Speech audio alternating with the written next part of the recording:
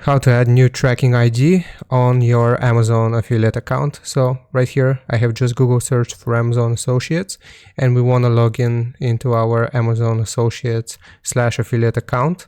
So once we have logged into this website, affiliate-program.amazon.com, then we want to click on our email address right here, and you will see this option to manage your tracking IDs. So just click on manage your tracking IDs. If you want to add a new tracking ID, then you have to press on this yellow button here, and you can type out the new tracking ID that you would like. So for example, net tutorial, and this -20 actually indicates which region you're from. So -20 is North America. You can read through the different regions by clicking on this hyperlink. And basically you fill this out, you click on create, and then you have a new tracking ID on your Amazon affiliate account. Hope this helps. Leave a like and sub, and I'll see you next time.